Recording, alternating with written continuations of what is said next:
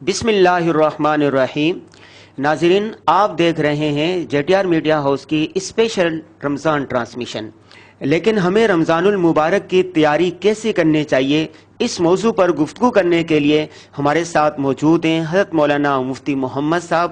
ہم مفتی محمد صاحب سے جانیں گے کہ رمضان المبارک کو ہم قیمتی کیسے بنا سکتے ہیں، اور آپ صلی اللہ علیہ وسلم رمضان المبارک کی تیاری کیسے کیا کرتے تھے۔ السلام علیکم مفتی صاحب۔ وعلیکم السلام ورحمۃ اللہ۔ بہت شکریہ مفتی صاحب، آپ نے اپنا قیمتی وقت دیا۔ پہلا سوال آپ سے یہ ہوگا کہ رسول اللہ صلی اللہ علیہ وسلم رمضان المبارک کی تیاری کیسے فرمایا کرتے تھے؟ بسم اللہ الرحمن الرحیم، نحمدہ ونصلی علی رسولہ الکریم، اما بعد۔ بہت اچھا سوال ہے کہ رسول اللہ صلی اللہ علیہ وسلم رمضان کی تیاری کیسے فرمایا کرتے تھے۔ تو ایک بات تو یہ ہے کہ رسول اکرم صلی اللہ علیہ وسلم رمضان سے کئی مہینے پہلے وہ رمضان کے پانے کی دعا کیا کرتے تھے۔ جیسے کہ ایک روایت ہے، اللہم بارک لنا فی رجب و شعبان و بلغنا رمضان۔ حلیت الاولیاء میں الفاظ ہیں، اللہم بارک لنا فی رجب و شعبان و بارک لنا فی رمضان، یعنی اے اللہ ہمیں رجب میں اور شعبان میں بھی برکت عطا فرما، اور بالخصوص رمضان میں برکت عطا فرما۔ اور دوسرے جو الفاظ ہیں، وبلغنا رمضان، ہمیں رمضان تک پہنچا دے، یعنی اتنی زندگی عطا فرما کہ ہم رمضان کو پا سکیں اور اس میں عبادات کر سکیں۔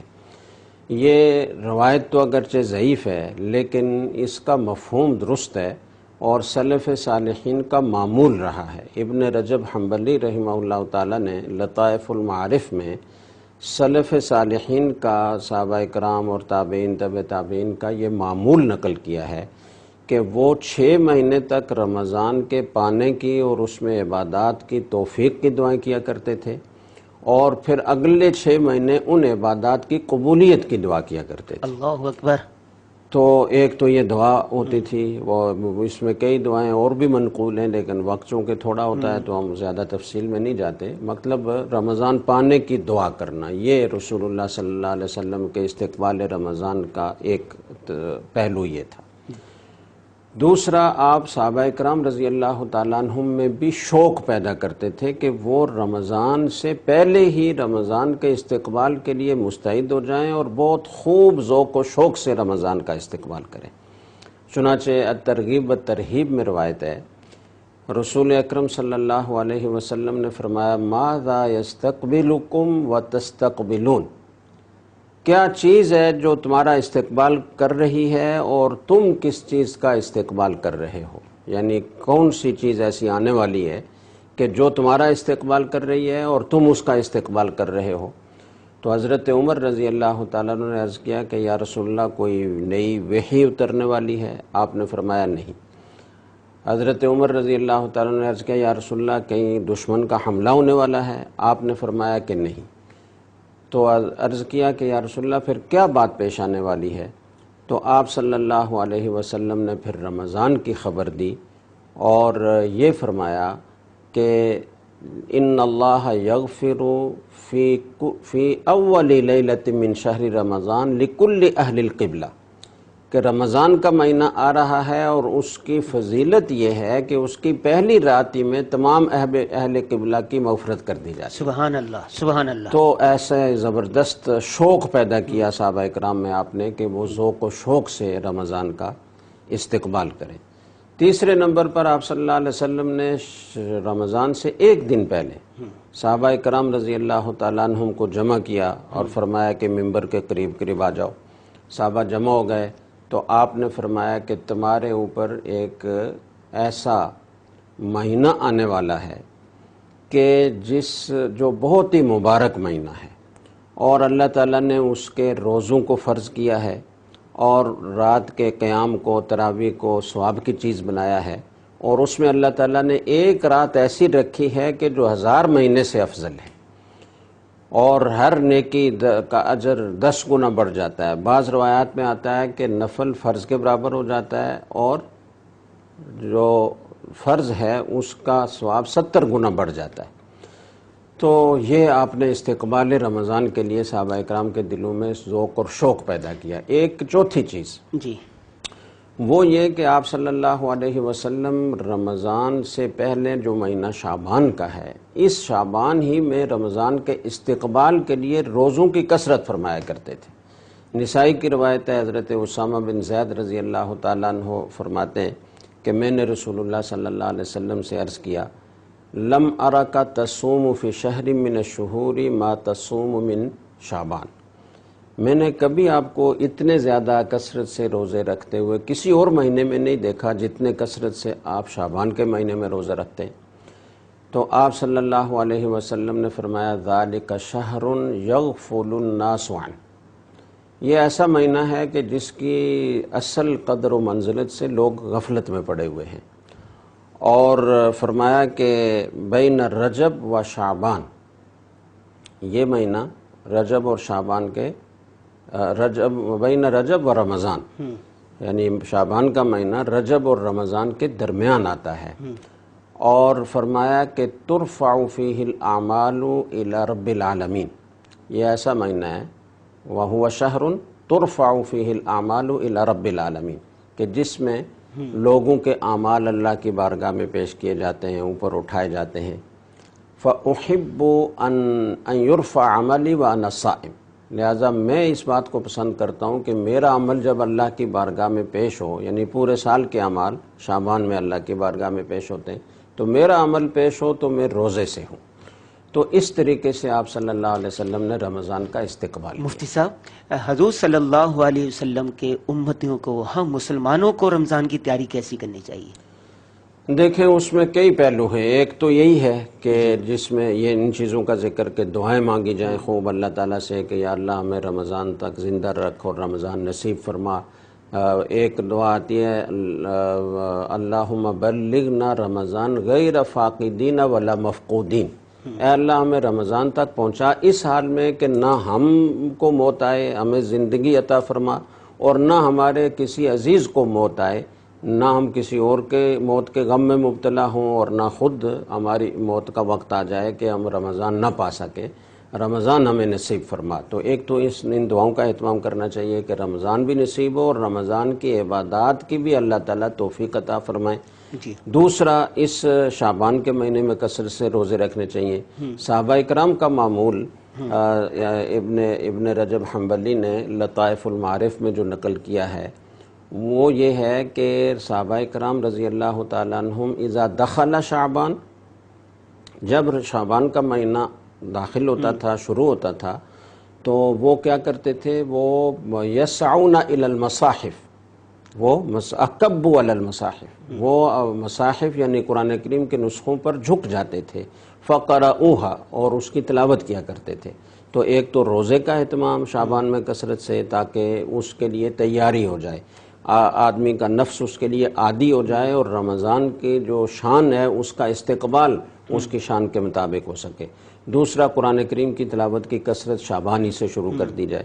تو تین چیزیں ہو گئیں، دعاؤں کا اہتمام، تلاوت کا زیادہ اہتمام، عام معمول کی تلاوت سے زیادہ اہتمام شعبان میں ہونا چاہیے رمضان سے پہلے، اور تیسرا شعبان میں روزوں کی کثرت۔ مفتی صاحب، سوال یہ پیدا ہوتا ہے، رمضان المبارک کے بعد عید آتی ہے، بہت زیادہ لوگ خریداری، بلکہ اکثر لوگ خریداری رمضان المبارک ہی میں کرتے ہیں، تو اس کا کیا حل ہے؟ جی، یہ دوسرا پہلو ہے۔ اس بارے میں جو بہترین صورت ہے وہ یہ ہے کہ آدمی رمضان شروع ہونے سے پہلے رمضان کی ساری ضرورات اور عید کی خریداری سے فارغ ہو جائے، تاکہ اس کے رمضان کے اتنے قیمتی اوقات، جس کا ایک ایک لمحہ بہت قیمتی ہے اور وہ دوسرے کسی مہینے میں ہمیں وہ سعادتیں، وہ برکتیں حاصل ہو ہی نہیں سکتی، تو اس پورے رمضان کو ہم یکسوئی سے اللہ تعالیٰ کی عبادات میں، اللہ سے دعائیں مانگنے میں، تلاوت اور ذکر میں گزار سکیں۔ یہ بڑا المیہ ہے کہ لوگ پہلے سے خریداری کر کے نہیں رکھتے۔ جتنے کام ہیں جو آپ کو کرنے ہیں، کوشش کریں کہ وہ رمضان سے پہلے آپ اس سے فارغ ہو جائیں۔ کسی سے کوئی لین دین ہے، کسی سے کوئی ضروری ملاقات ہے، مہینے بھر کا راشن ہے، مہینے بھر کی باقی ضرورات ہیں، گوشت ہے، باقی چیزیں جو یعنی رکھی جا سکتی ہیں، اور آج کل عام طور پر فریج میں خصوصاً کپڑے وغیرہ تو بہت پہلے سے، اسی طرح جو ہے عید کی خریداری، جوتے ہیں، کپڑے ہیں، یہ ساری چیزیں رمضان سے پہلے۔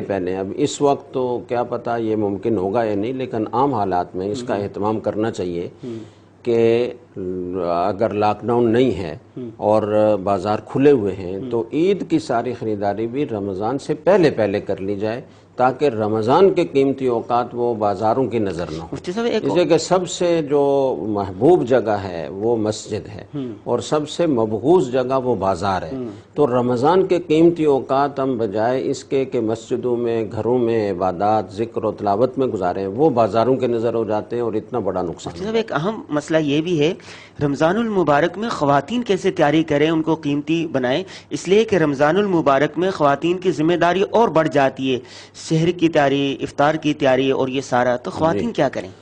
ایک بات تو یہ ہے کہ خواتین کو یہ پیش نظر رکھنا چاہیے کہ جب وہ روزہ داروں کے لیے سحری تیار کرتی ہیں، وہ روزہ داروں کے لیے افطاری تیار کرتی ہیں، تو ان روزہ داروں کے روزوں کا اور ان کی عبادات کا ثواب ان کو مل جاتا ہے۔ یہ بڑی تسلی کی بات ہے۔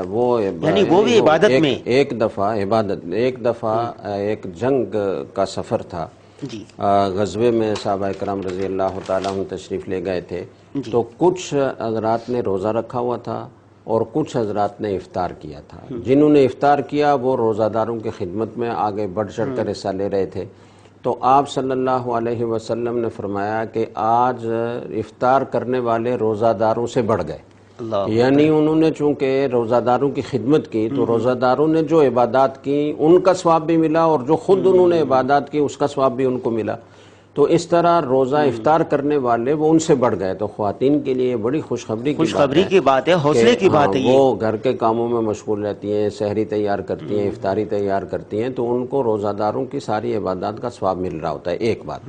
لیکن اس پر اکتفا نہ کریں کہ جی چونکہ ہمیں روزہ داروں کے ساری عبادات کا ثواب مل رہا ہے تو ہمیں عبادت کرنے کی ضرورت نہیں ہے، یہ نہیں۔ اپنے کاموں کو منظم کریں، جلدی سمیٹنے کی کوشش کریں، جو غیر ضروری کام ہے ان کو چھوڑ دیں، اور تیسری بات یہ ہے کہ کام کاج کے ساتھ اللہ کا ذکر کیا جا سکتا ہے۔ اس کے لیے تھوڑی سی مشق کی ضرورت ہوتی ہے۔ جو ہماری بہنیں حافظات ہیں، قرآن کریم ان کو یاد ہے، تو ان کو چاہیے کہ وہ اپنا کام کاج کرتے ہوئے اپنی تلاوت جاری رکھیں۔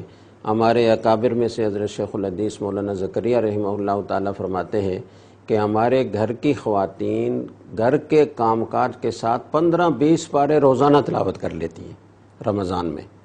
تو اگر عادت بنا لی جائے اور اس کی مشق ہو، قرآن کریم خوب یاد ہو، اور خوب یاد ہونا چاہیے، اگر وہ کچا ہے تو اس کو پکا کرنے کا اہتمام کرنا چاہیے، تو اگر یاد ہو تو اس کے پڑھنے میں کوئی تکلف نہیں ہوتا، آدمی کام بھی جاری رکھتا ہے اور تلاوت بھی جاری رہتی ہے، تو اس طرح 15-20 پارے آرام سے ہو سکتے ہیں۔ اور جو حافظات نہیں ہیں وہ دوسرے اذکار کریں۔ اس رمضان میں کلمہ طیبہ کی بہت زیادہ فضیلت اور تاکید حدیث میں آئی ہے، استغفار کی تاکید آئی ہے، جنت طلب کرنے کی اور جہنم سے پناہ مانگنے کی دعا کا اہتمام کرنے کی تاکید حدیث میں آئی ہے، تو وہ اپنے کام کاج کے ساتھ ذکر اللہ جاری رکھیں، کلمہ طیبہ، تیسرا کلمہ سبحان اللہ والحمد للہ ولا الہ الا اللہ واللہ اکبر، استغفر اللہ ربی من کل ذنب واتوب الیہ، یا استغفر اللہ الذی لا الہ الا هو الحی القیوم واتوب الیہ، اللہم انی اسألک رضاک والجنہ واعوذ بک من سخطک والنار۔ چلتے پھرتے کام کاج کرتے ہوئے ان اذکار کو، دعاؤں کو جاری رکھا جا سکتا ہے، تو خواتین کے لیے بھی بہترین موقع ہے۔ ماشاءاللہ۔ مفتی صاحب اس میں ایک بڑا مسئلہ یہ آتا ہے کہ رمضان المبارک میں بچہ پارٹی والدین کو بہت تنگ کرتی ہے، تو بچہ پارٹی رمضان المبارک کیسا گزاریں؟ دیکھیں، بچوں کے لیے بھی ایک تو بات یہ ہے کہ رمضان آنے سے پہلے ہی اپنے گھر میں تعلیم کا اہتمام کرنا چاہیے، جس میں رمضان کے استقبال سے متعلق جتنی باتیں ہم نے کی ہیں یہ بچوں کو بتائی جائیں، رمضان کے فضائل سنائے جائیں، اور ان کو بھی استقبال رمضان کے لیے تیار کیا جائے، نمبر 1۔ نمبر 2، رمضان کے لیے ایک نظام الاوقات اپنے لیے بھی اور بچوں کے لیے بھی بنایا جائے، جس میں ان کے لیے جو ہے وہ تلاوت کا وقت بھی ہو، کچھ وقت بیٹھ کر اپنے والدین کے ساتھ تسبیحات ذکر اللہ کرنے کا وقت بھی ہو، اور کچھ وقت ان کے اسکول کی پڑھائی کے لیے بھی مختص ہو، اور کچھ وقت ان کو کھیل کود کے لیے بھی مقرر کر کے دیا جائے. تو اگر نظام الاوقات بنا لیں گے تو بچے اس کے پابند ہو جائیں گے. آپ ان کی نفسیات کا خیال رکھیں. بالکل 24 گھنٹے ایسا بچوں پر مسلط ہو جانا کہ وہ بالکل ذرا بھی کوئی شرارت نہ کریں, کوئی کھیل کود نہ کریں, بس وہ ہماری طرح کاموں میں لگے رہیں یا عبادت میں لگے رہیں, تو یہ ظاہر ہے کہ بچوں کے لیے ممکن نہیں ہوتا. تو بچوں کو کھیل کود کا وقت بھی دینا چاہیے, بلکہ اگر آدمی کے پاس فرصت ہو تو خود کبھی کبھی بچوں کے ساتھ کھیل میں شامل ہونا چاہیے. اس سے بچوں کی بہت حوصلہ افزائی ہوتی ہے, وہ بہت خوش ہوتے ہیں کہ ابو ہمارے ساتھ کھیل رہے ہیں, امی ہمارے ساتھ کھیل رہی ہیں. تو کچھ کھیل جو مفید ہوں, جو گھر کے اندر کھیلے جا سکتے ہوں, انڈور گیمز کا بہت بڑا ایک سلسلہ ہے, تو ان کو تلاش کر کے جو مفید کھیل ہوں, جن سے ان کی کچھ معلومات میں بھی اضافہ ہو اور ان کی تفریح بھی ہو, اس کا اہتمام کرنا چاہیے. اور گاہے گاہے ان کو روزہ بھی رکھوانا چاہیے. ہاں جی, جو بچے تحمل کرنے کے قابل ہوں روزے کا, تو ان کو روزہ بھی رکھوانا چاہیے. روزے کی عادت بالغ ہونے سے پہلے آدمی کی عمر, جیسے نماز کے بارے میں آتا ہے نا کہ بچہ 7 سال کا ہو جائے تو اسے نماز کا حکم کرو, اور 10 سال کا ہو جائے تو نماز نہ پڑھنے پر اس کو سزا دو. ٹھیک. تو اسی طریقے سے روزے کے لیے بھی 7 سال تو زیادہ چھوٹی عمر ہو جائے گی, لیکن 10 سال کا بچہ اگر ہو تو اسے کبھی کبھی روزہ رکھوانا چاہیے. ٹھیک. مفتی صاحب, ایک سوال یہ ہوتا ہے کہ ہم روزہ رکھتے ہیں, پھر افطار کرتے ہیں, بسا اوقات تو مشتبہ مال ہو جاتا ہے, یعنی روزہ رکھا لیکن کوئی ایسی چیز سے, مشتبہ مال سے یا ناجائز مال سے افطار کر لیا, تو رزق حلال کی کیا اہمیت ہے؟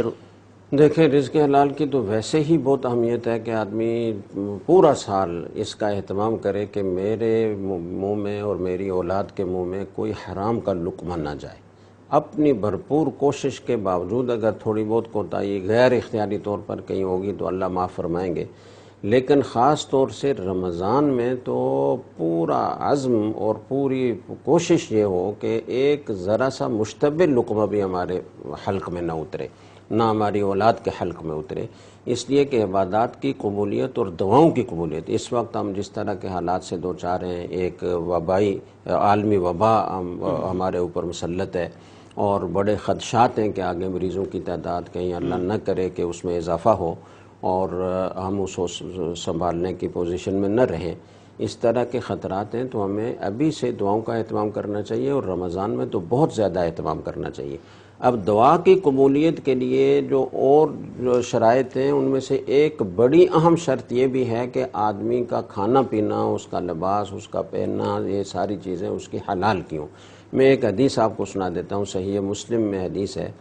رسول اللہ صلی اللہ علیہ وسلم نے ایک آدمی کا ذکر فرمایا, یطیل السفر, بہت لمبا سفر کر کے آتا ہے, اور اشعث اغبر, اتنا لمبا سفر ہے کہ اس کے کپڑے گرد آلود ہیں, بال بکھرے ہوئے ہیں.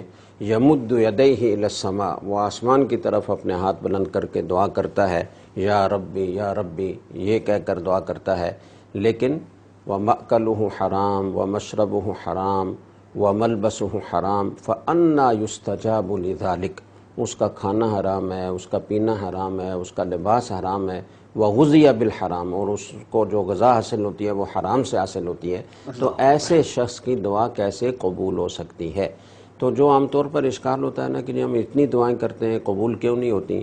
تو ایک تو قبولیت دعا کی مختلف شکلیں ہیں.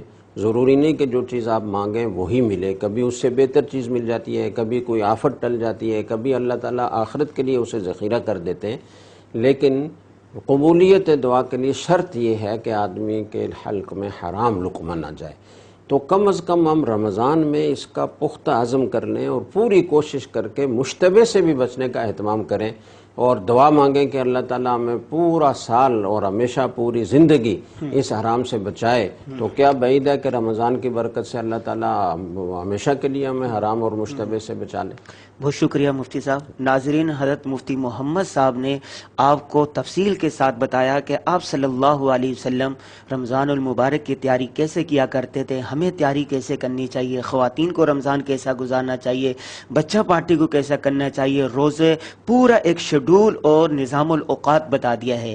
اگر ہم رمضان المبارک کی تیاری ایسے کریں اور رمضان المبارک کو اس طرح گزاریں تو ہمارے رمضان جو ہے بہت قیمتی بن سکتا ہے, ہمارے لیے بہت بہت نافع اور مفید ہو سکتا ہے. ہم امید کرتے ہیں کہ آپ اسی طرح رمضان المبارک کو گزاریں گے. ہمیں اجازت دیجیے. اللہ حافظ.